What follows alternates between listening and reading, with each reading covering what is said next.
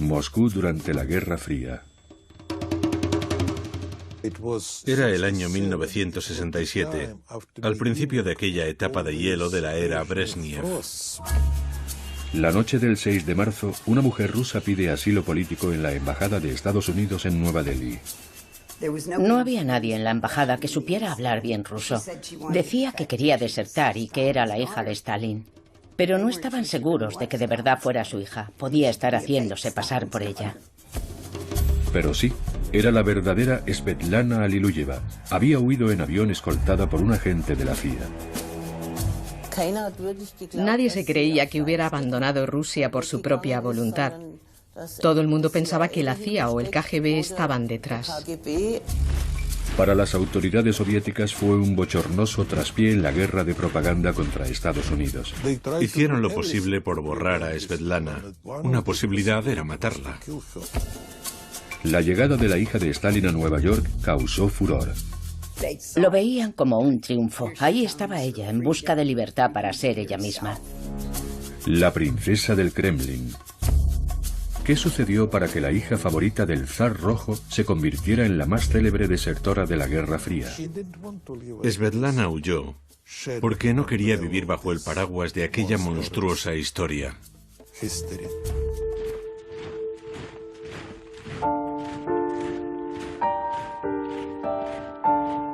El imperio del zar rojo. Joseph Stalin, adorado y temido a la vez, fue responsable de la muerte de millones de personas. Era padre de 2 hijos y de una hija, Svetlana.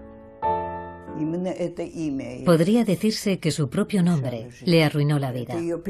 La perseguía donde quiera que iba. La gente la señalaba con el dedo diciendo: «Mira, ahí va, es ella». En esta imagen, el sanguinario dictador se muestra como el orgulloso padre de su adorada hija, Svetlana.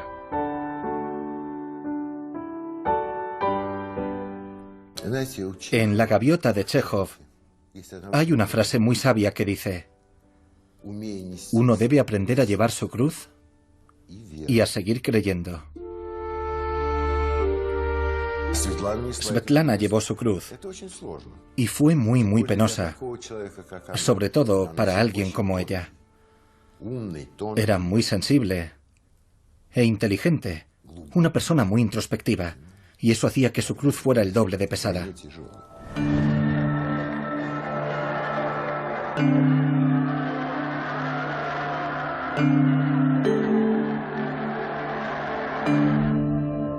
Los habitantes de la Unión Soviética llamaban padre Stalin al despiadado dictador que regía sus destinos. El culto a su personalidad no tenía límites. Stalin era un mito. Hacía tiempo que había pasado a ser un mito. Era un hombre duro y bastante cruel. Creo que todo lo que vivió, en cierto modo, acabó condicionando su carácter. Que todo lo que le sucedió, me refiero al marxismo, su ingreso en el partido, y todo lo que vino después, el exilio, la huida, su arresto, todas esas cosas le influyeron y transformaron su personalidad. Joseph Yugashvili nació en Georgia. Era hijo de un zapatero. Con el sobrenombre de Stalin, el de acero, consigue que lo admiten en el círculo de confianza de los revolucionarios marxistas. No es de los que más destacan. Pero eso pronto va a cambiar. En enero de 1924 fallece el líder de la Revolución Rusa, Vladimir Ilich Lenin. Poco antes de morir, Lenin alertó al partido sobre la personalidad y las aspiraciones de Stalin. Reunidos en torno al ataúd se encuentran los posibles sucesores. La batalla por la herencia de Lenin ha comenzado. Stalin era una figura gris y poco visible. Estaba rodeado de hombres brillantes y carismáticos como Lenin o Trotsky, los pesos pesados de la revolución. Él solo era un funcionario callado, discreto y astuto.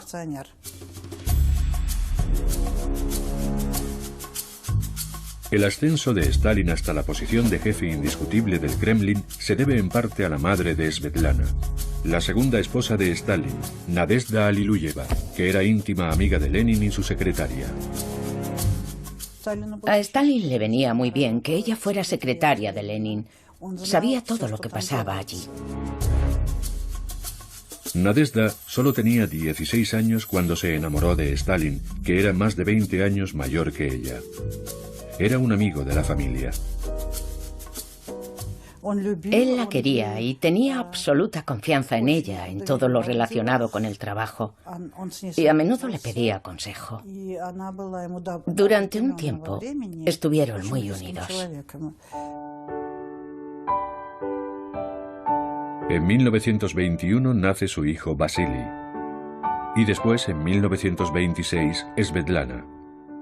En una de sus primeras entrevistas en Estados Unidos, ella contó: La misma persona que se mostraba implacable con sus enemigos políticos podía ser un padre tierno y cariñoso con su hija preferida. Él era lo uno y lo otro, la crueldad, pero también las golosinas y las cartas entrañables que enviaba a su hija. Él era todo eso.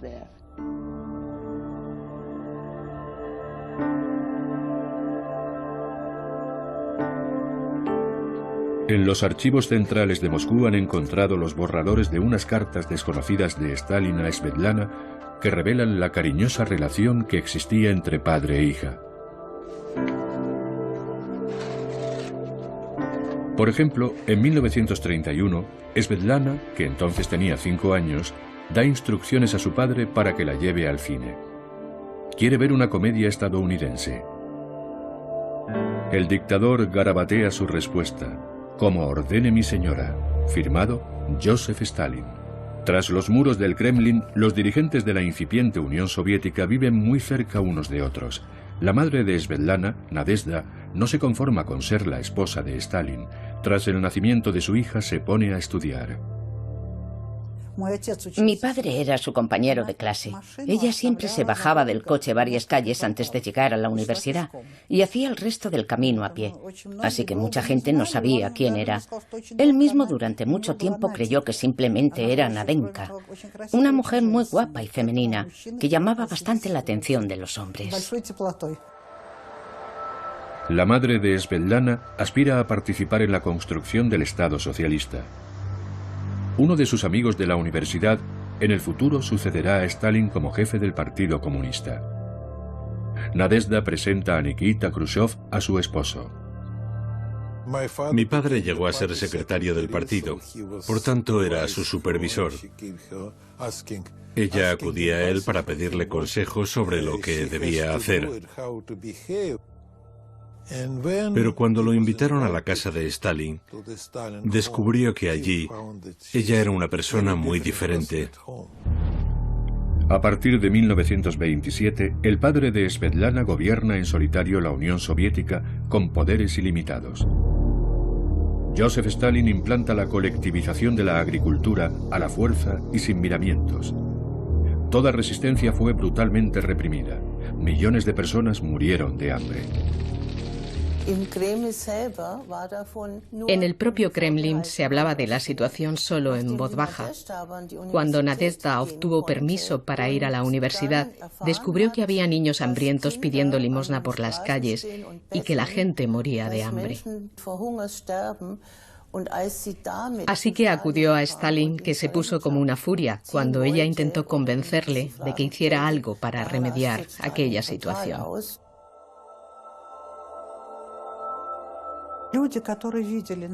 Quienes vieron a Nadezhda por aquella época, a finales de los años 20, dijeron que parecía estar profundamente deprimida.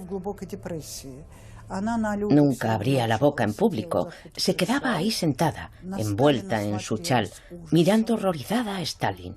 Se dice que él solía pegarla. El 8 de noviembre de 1932, mientras los dignatarios soviéticos celebraban el aniversario de la revolución, la madre de Svetlana se mezcló con el pueblo llano.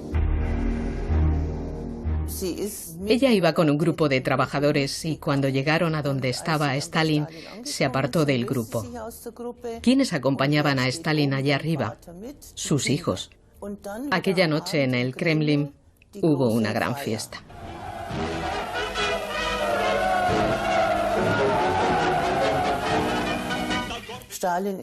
Stalin estaba muy bebido y flirteaba con todas las señoras que había a su alrededor.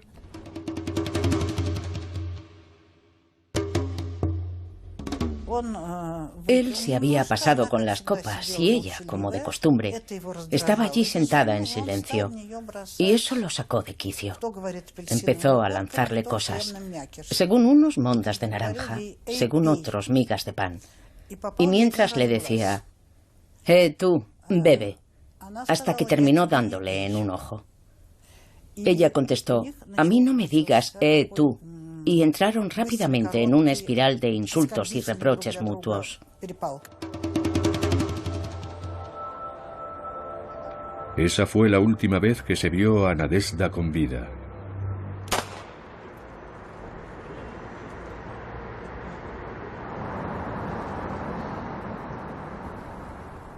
Por la mañana, la doncella entró en la habitación para servirle el desayuno y la encontró tendida en el suelo, con un disparo en la sien. Y ahí empezaron a suceder cosas extrañas. Según algunos testigos, Stalin tardó mucho en salir de su dormitorio, porque dormían en habitaciones separadas. No apareció hasta las 10 de la mañana, lo cual era muy extraño, teniendo en cuenta el jaleo que se formó.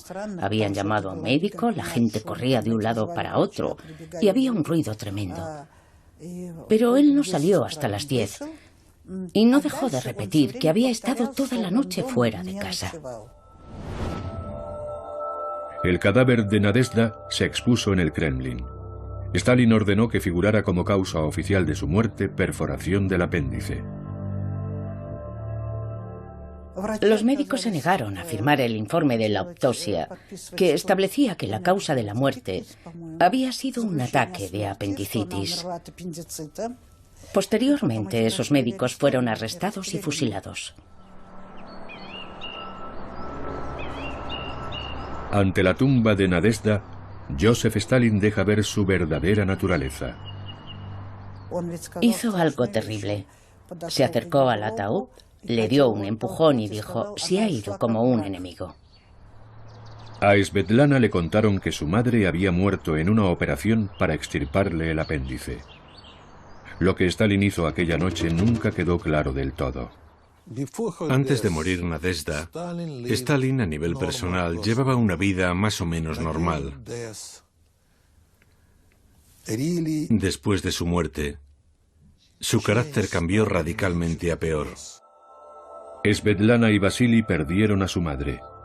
Además tenían un hermanastro nacido del primer matrimonio de Stalin, Yakov.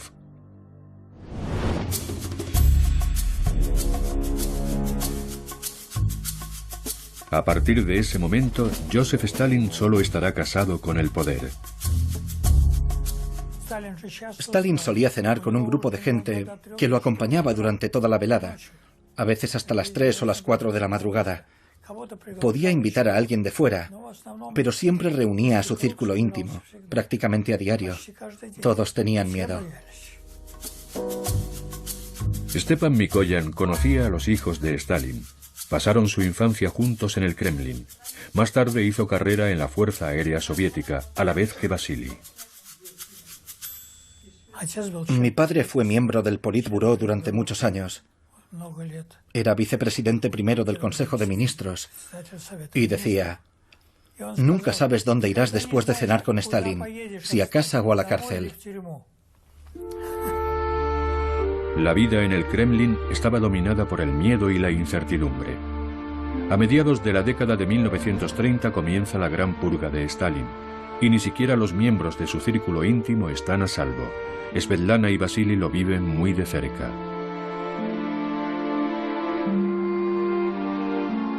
Stalin pasa casi todo el tiempo en su dacha, a las afueras de Moscú. Durante muchas semanas, el único contacto que tiene con su hija es por carta. El tono de la correspondencia es afectuoso. Da la impresión de que la hija se ha olvidado del padre. Él le pide más atenciones y pregunta a su hija por su salud. Estás ofendiendo a tu padre. Te mando un beso y espero tu carta. Firmado, papá.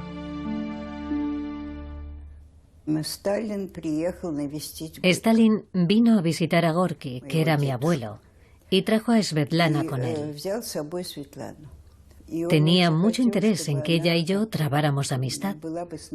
Aquí había varios niños, mientras que en la dacha donde ella vivía solo estaba su niñera para hacerle compañía, una señora muy mayor. El resto eran escoltas. En general, ella no tenía a nadie con quien hablar. La nieta del escritor Maxim Gorki y la hija de Stalin se hicieron muy buenas amigas.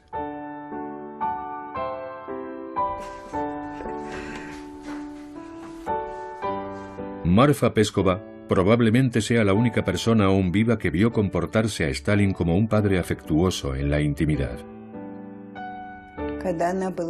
Cuando Svetlana era una niña, la quería con locura. La adoraba.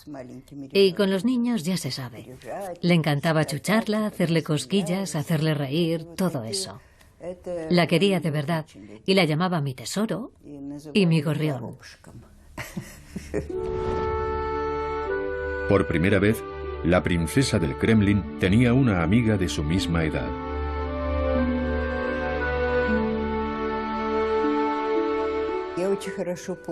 Recuerdo muy bien el día que llegó. Llevaba un gorrito blanco. Se acercó al espejo y al quitarse el gorro, su pelo se desparramó como una cascada de rizos de un tono dorado absolutamente increíble. Nunca había visto un color de pelo tan bonito. Eso fue lo que más me llamó la atención de ella. Nunca había visto nada parecido. Svetlana y Marfa iban a la misma clase en el colegio y pasaban muchos fines de semana juntas en la dacha de Stalin.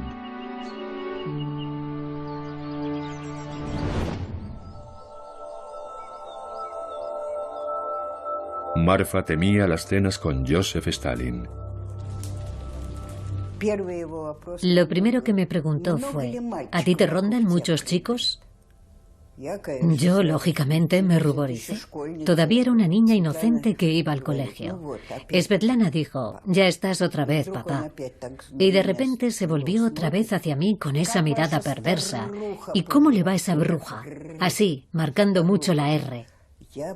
Yo no entendía nada. ¿De qué bruja hablaba? ¿Quién había en mi casa a quien pudiera llamar así? Hasta que Svetlana me susurró, se refiere a tu abuela. Gracias a la relación tan estrecha que tenía con la hija de Stalin, Marfa presenció la reacción de la joven Svetlana cuando descubrió la verdad sobre la muerte de su madre. De repente me enseñó una revista en inglés y me dijo, mira esta foto. Yo la miré y vi a una mujer tendida en un ataúd. Y va y me dice, es mi madre. También venía un artículo, y como Svetlana estaba estudiando inglés, pudo leerlo. En aquella revista decía que su madre se había suicidado. A ella le habían dicho que había muerto de un ataque de apendicitis. Svetlana y su padre nunca hablaron de aquella mentira. Su hermano Vasily también acusaba la pérdida de su madre, y para colmo, su padre apenas le prestaba atención. Era muy inteligente y realmente tenía talento, mucha energía, pero era un niño mimado. Si hubiera estado en buenas manos, como suele decirse, habría llegado muy lejos. Pero como perdió a su madre en la infancia, le asignaron un tutor, alguien de la Checa, y claro, no era lo mismo.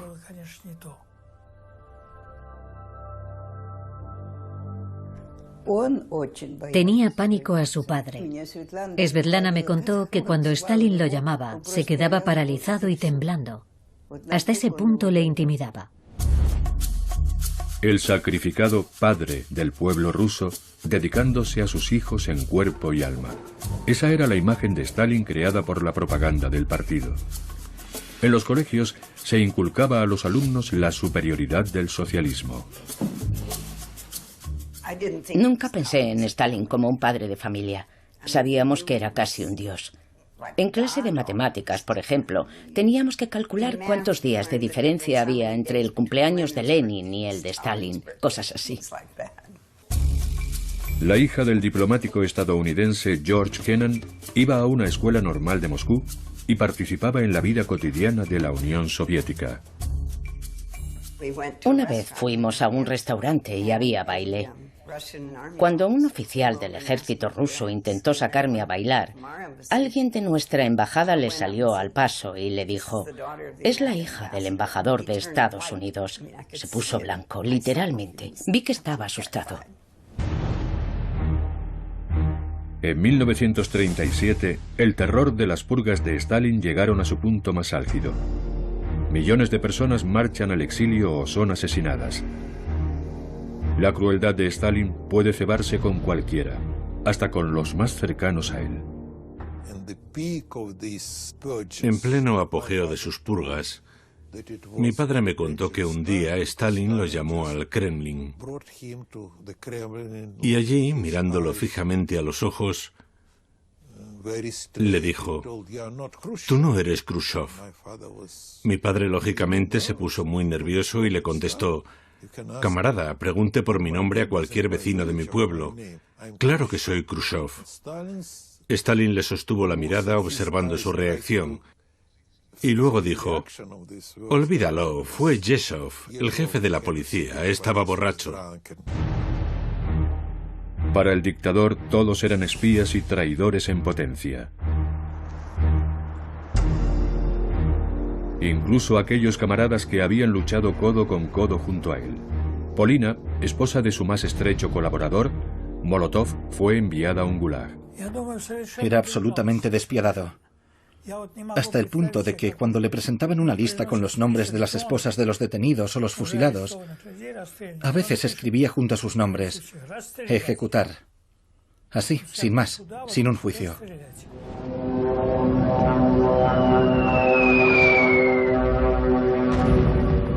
En 1941, la Unión Soviética entra en guerra con la Alemania nazi.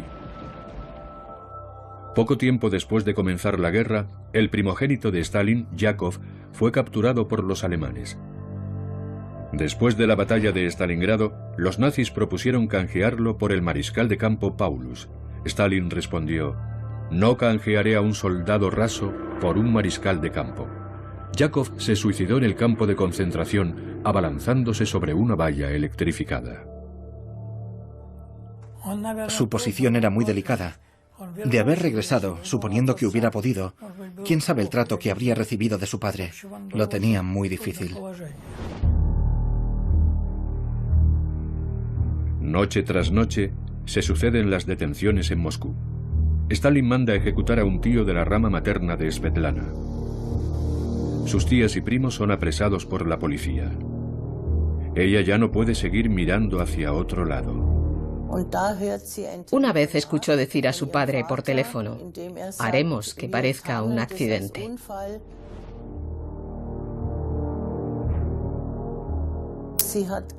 Ella me dijo: «Lo peor de mi padre fue que no permitió que se salvara ni siquiera su propia familia». El director de teatro ruso Alexander Bordonsky es el nieto mayor de Stalin y sobrino de Svetlana. Hijo de Vasily, nació en 1941 y 2 años después su hermana Nadezhda. Ninguno de los dos conoció a su abuelo en la intimidad familiar. Nuestra educación fue bastante estricta. A mí nunca me ha entrado en la cabeza que Stalin pudiera tener algo que ver conmigo. Son Vasily y Svetlana en una excursión a Crimea. Según se fueron haciendo mayores, fueron perdiendo el contacto con su padre. Mi padre no podía hablar directamente con Stalin. Primero tenía que llamar a otro número, y allí, a través de una cadena de personas, comprobaban si podían autorizarlo a marcar el número de su padre.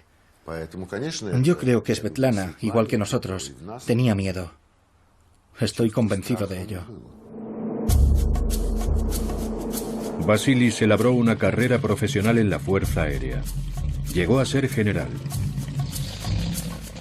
He aquí una de las pocas apariciones públicas de los hijos de Stalin. Svetlana parece sentirse incómoda ante tanta atención.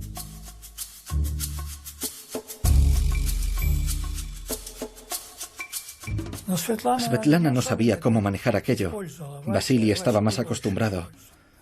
Además, temían cometer alguna indiscreción y que su padre se enterara. Podían tener problemas serios. Creo que tenían miedo. Vasily abusaba del alcohol, y desde hacía tiempo aquello era un secreto a voces. Su promoción en la Fuerza Aérea se la debía al poder absoluto de su padre. Vasily era terrible porque no tenía límites.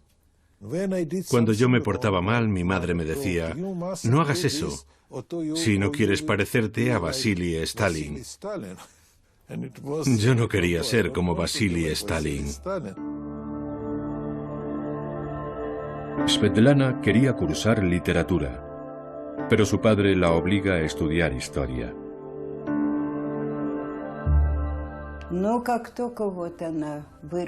Yo creo que todo empezó en cuanto se hizo adulta. Cuando empezó, digamos, a interesarse por el sexo opuesto.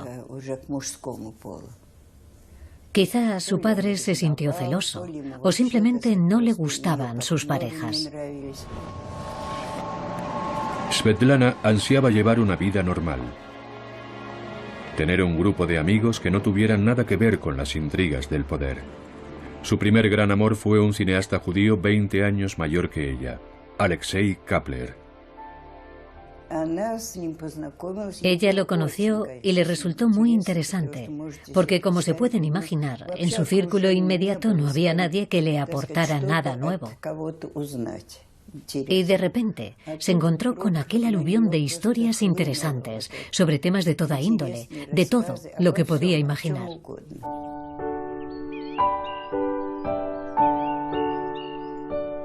Svetlana está enamorada. Acude a ver a su padre a la dacha. La reacción de Stalin la deja anonadada. Naturalmente él ya había recibido los informes y sabía que habían salido en más de una ocasión. Pues bien, el padre y la hija pasearon juntos por ahí y estuvieron hablando de naderías.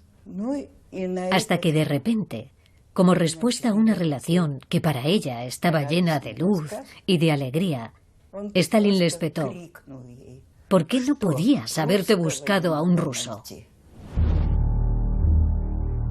Joseph Stalin manda detener al amante de su hija y lo deporta a un campo de trabajo durante 10 años.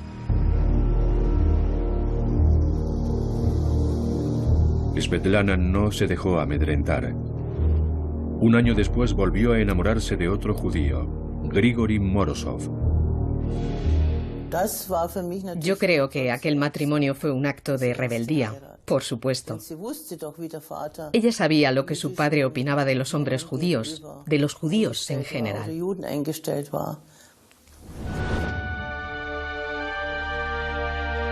Su matrimonio fracasó. Pero en ese breve periodo, Svetlana fue madre por primera vez a los 19 años.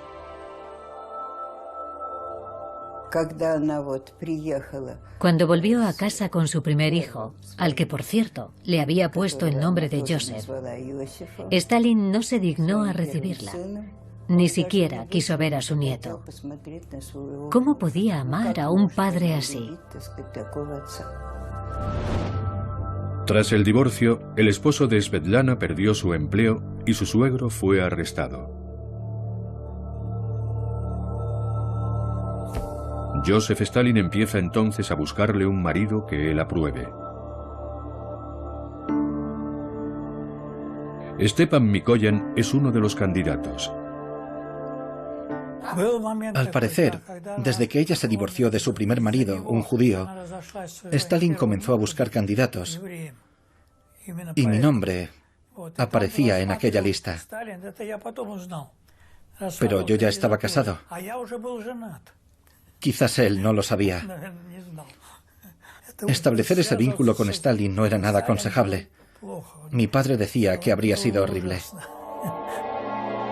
El segundo matrimonio de Svetlana con el hijo de un miembro del Politburó fracasa igual de rápido.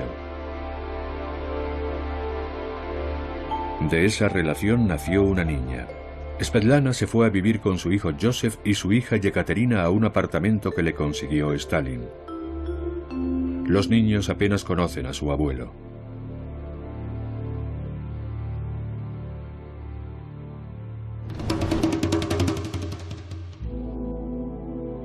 Joseph Stalin muere el 5 de marzo de 1953 de un derrame cerebral.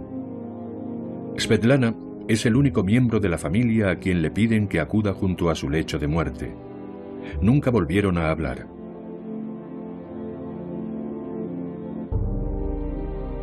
En el país, su entierro se vivió como un acontecimiento histórico. El pueblo ruso está de luto por el padre Stalin. En aquel momento, el nieto mayor de Stalin asiste a una escuela de cadetes. Me llevaron allí en avión. Yo me asusté al ver a tanta gente caminando por la calle. El salón de columnas estaba abarrotado. La mayoría se lamentaba en voz alta y sollozaba. Así fue.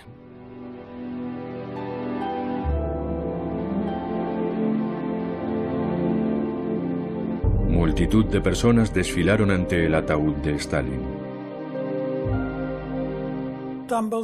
Había una entrada especial. La cola era enorme, pero nosotros no teníamos que hacerla. Usábamos esa otra entrada. Fuimos todos los días. Svetlana tenía que ir, y mi esposa la acompañaba, así que yo también iba. No me quedaba, pero fui todos los días. Creo que fueron 3 días. Cuando visité a mi padre el domingo siguiente, le dije, fui todos los días. Y él me contestó que no había sido una decisión acertada. Eso me hizo pensar más en Stalin.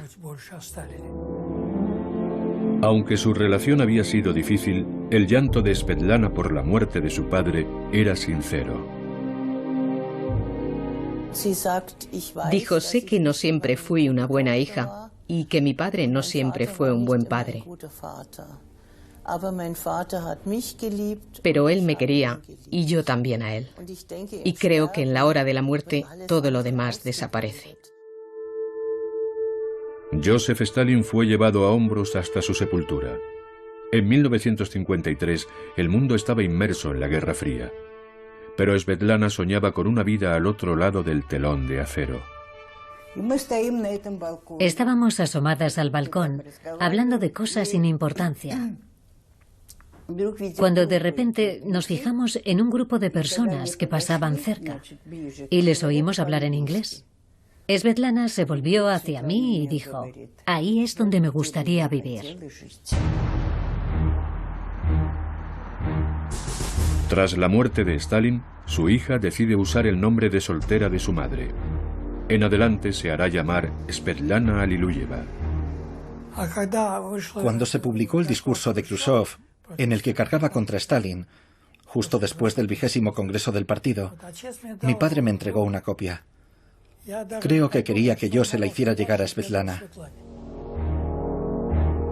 Nikita Khrushchev, el antiguo amigo de la madre de Svetlana, que más tarde sería el sucesor de su padre, rompe con el legado del sanguinario dictador.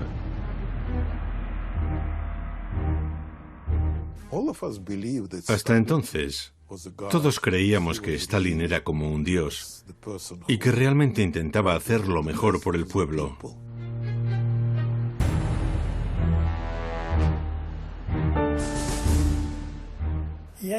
Yo se lo di y ella lo leyó. Aquí mismo, en este apartamento. Y luego me dijo, ¿sabes qué? Lo más terrible de todo es que es verdad. Cuando Stalin murió, Vasily fue degradado y posteriormente condenado a 8 años de prisión.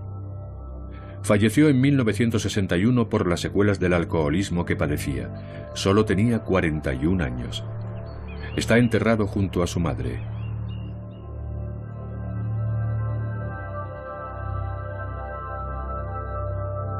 A finales de los años 50 y principios de los 60, Svetlana lleva una vida discreta en Moscú junto a sus hijos. En secreto escribe sus memorias. La Unión Soviética se ha transformado en una cárcel para la hija de Stalin.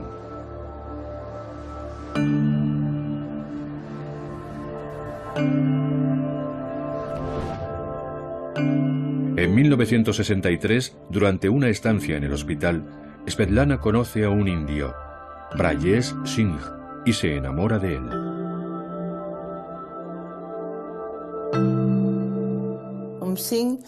Luchó por Singh. Se corrió el rumor de que Svetlana quería casarse de nuevo, pero que para hacerlo necesitaba permiso porque se trataba de un extranjero. Brajesh sufre una enfermedad pulmonar. Svetlana va a ver al presidente del Consejo de Ministros ruso, Alexei Kosygin. Por primera vez vuelve al Kremlin para hablar con Kosygin, que está sentado en la misma habitación desde la cual su padre gobernaba el país. Pero Kosygin es tajante y le dice que no debe casarse con un indio enfermo, sino con un ruso sano.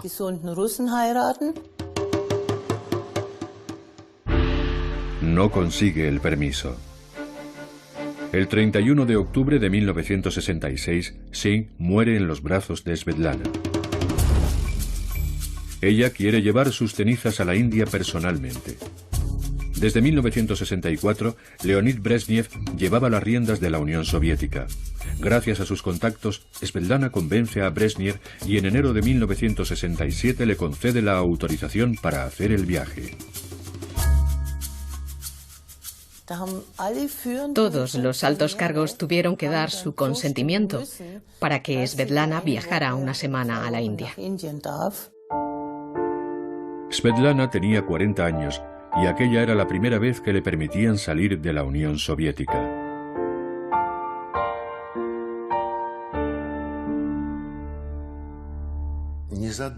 Poco antes de su marcha, hicimos una gran reunión en nuestra casa. Alguien acababa de marcharse del país y lo estábamos discutiendo.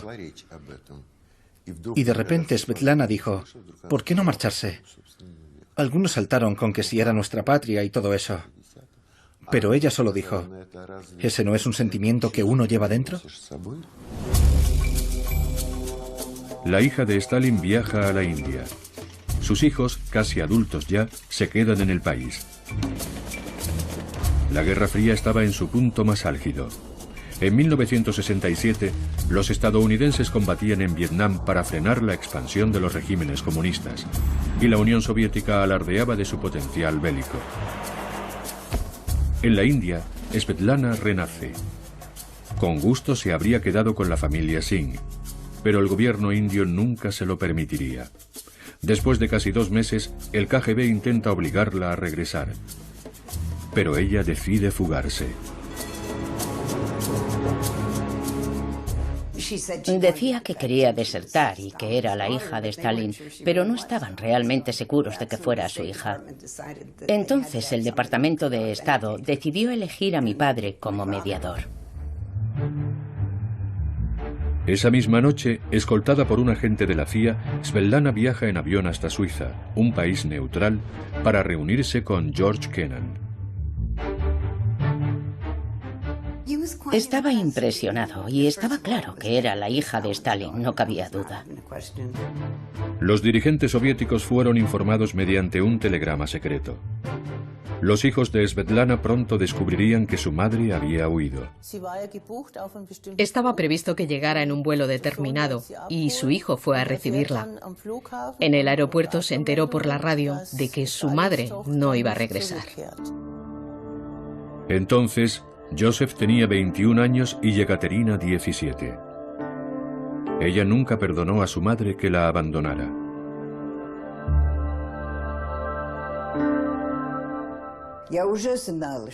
Yo ya sabía que quería huir de este país, que había llegado a aborrecer. Y a todos los que hacían aspavientos de disgusto, yo les decía, no tenéis ni idea de cómo era su vida. No podían ni imaginar por todo lo que había tenido que pasar y la carga que había sido para ella llevar el apellido de Stalin. El Kremlin puso en marcha su maquinaria propagandística. Se empezó a decir que la hija de Stalin se había vuelto loca, que la había secuestrado la CIA o cosas mucho peores. Una posibilidad era matarla. No sé si recibirían en algún momento la orden de matarla, porque eso era imposible sin contar con la aprobación de Brezhnev. El 12 de abril de 1967, Svetlana aterriza en Nueva York. Yo estuve allí. Mi hermana Joan y yo estábamos en una sala viéndolo todo desde arriba y también a los francotiradores apostados en el tejado.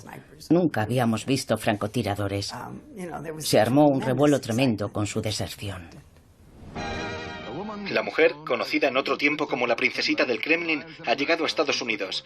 Svetlana, de 42 años, hija del dictador soviético Joseph Stalin, ha pedido asilo en nuestro país, donde uno puede sentirse libre. Aún antes de su llegada, Svetlana ya ha vendido sus memorias por $3 millones. El dogma comunista ha perdido todo su sentido. La hija de Stalin sirve de instrumento propagandístico a Occidente. Si desertabas, estaba claro que tarde o temprano serías manipulado por la CIA y entrarías a formar parte de la gran partida política.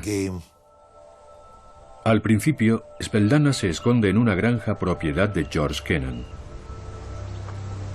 Su hija Grace se encargaba de atenderla. Era como si estuviera Trotsky en casa, porque podían intentar secuestrarla o asesinarla. El Departamento de Estado le ofreció seguridad, pero ella la rechazó. Cuando me lo contó, estaba eufórica y no paraba de dar vueltas. La verdad es que tenía una energía arrolladora. No dejaba de decir, soy libre, soy libre. Y yo pensaba, sí, sí, tú eres libre, yo estoy preocupada. Porque la verdad es que lo estaba. Svetlana atiende a la prensa internacional en un lujoso hotel de Nueva York y habla de su futuro en Estados Unidos. Bueno, yo creo que para que un matrimonio funcione debe haber amor. Así que, si termino amando a este país y este país me ama a mí, se concertará el matrimonio. Pero aún no puedo decirlo. Al público le sorprende su dominio del inglés. Svetlana se hace rica con los derechos por las ventas de su libro. La hija de Stalin se convierte en una estrella mediática y proclama los placeres de la libertad. Sueño con el día en que esos dos grandes países, que son Rusia y Estados Unidos, consigan tener una relación cordial. Que la gente pueda relacionarse libremente y viajar de un lado a otro. Ahora Svetlana recibe toda clase de invitaciones. Una de ellas la lleva hasta Taliesin. Esta colonia de artistas situada en Wisconsin le recuerda a Georgia, la tierra natal de su padre. Allí vuelve a encontrar el amor.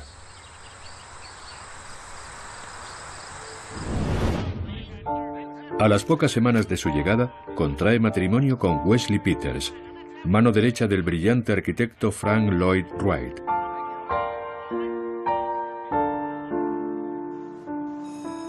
Svetlana tiene 44 años cuando nace su hija Olga.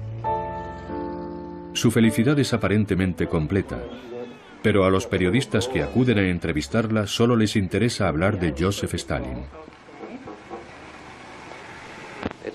¿No es irónico que una nieta de Joseph Stalin haya nacido aquí, en Estados Unidos? Bueno, pues no sé.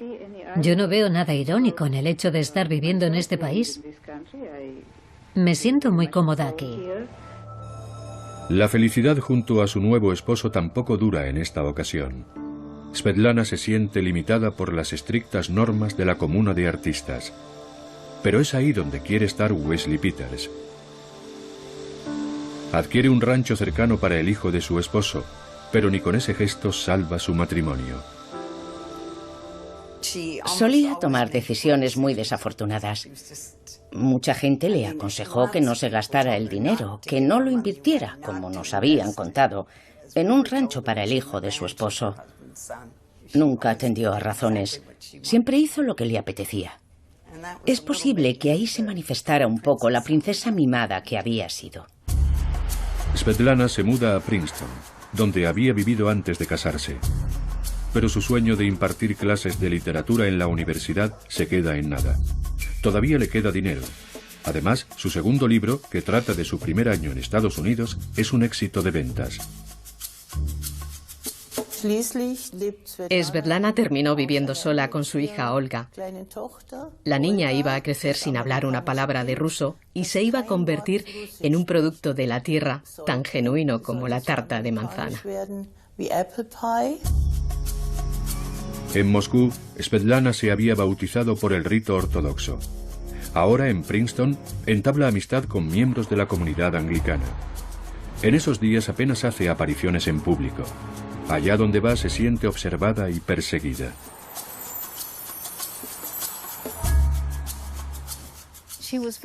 Le asustaban los desconocidos. Solía venir a nuestra casa, pero nos pedía que no hubiera otros invitados.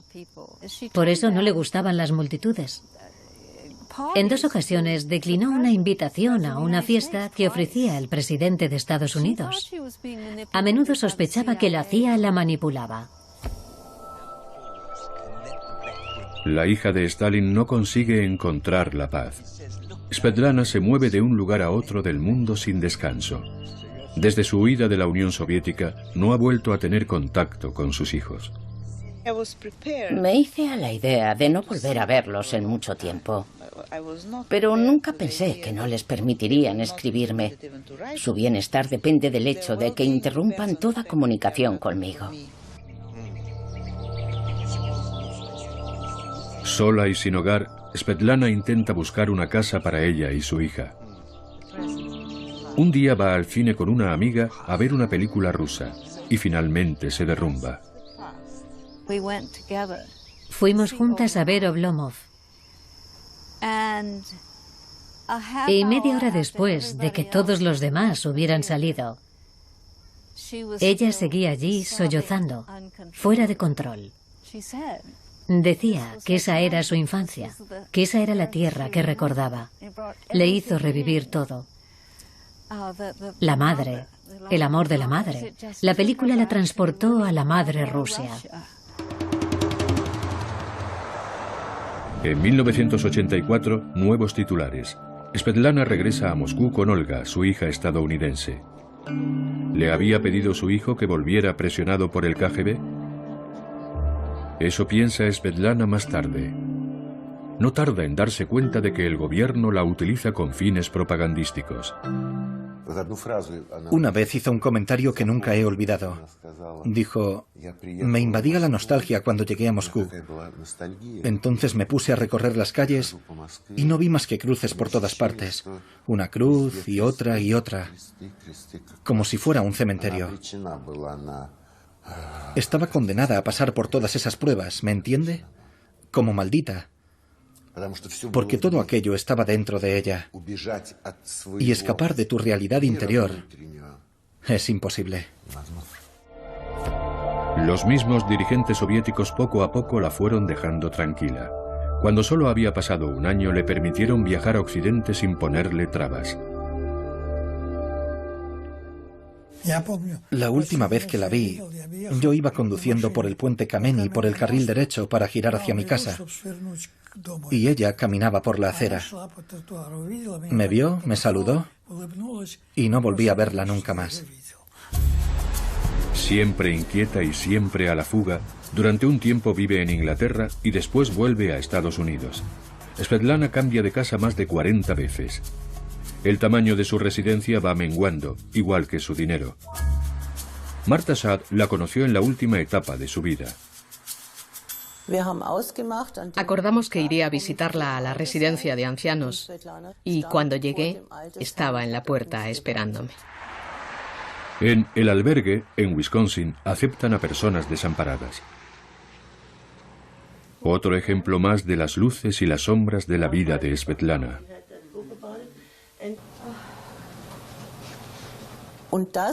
Insistió una y otra vez en que escribiera sobre ella y no sobre su padre. Pero ¿cómo escribir sobre Svetlana sin hablar de Stalin? En la tierra de su padre. No, mire, no quiero hablar de mi padre. ¡Basta ya! Vale, tranquila. No lo haremos, disculpe. No quiero. De acuerdo. No quiero citas de periódicos rusos. Muy bien, tranquilícese. Vale. Apagué la cámara y se calmó. Pero cuando empezó a hablar otra vez, ¿qué creen que fue lo primero que dijo? Mi padre.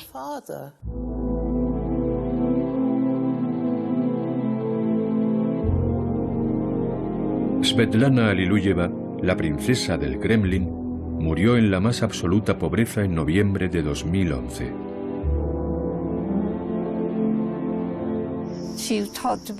Me contaba que tenía que compartir cocina y baño con otras personas en los albergues. Y le parecía muy bien. Decía que había empezado en lo más alto y debía terminar en el fondo. Era el equilibrio perfecto. Stalin amaba de verdad a su hija Svetlana, pero a lo largo de su vida, ella nunca pudo escapar de su sombra.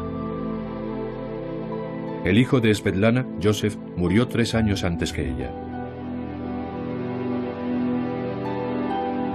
Su hija Yekaterina nunca volvió a hablar con su madre. Su hija Olga vive en algún lugar de Estados Unidos.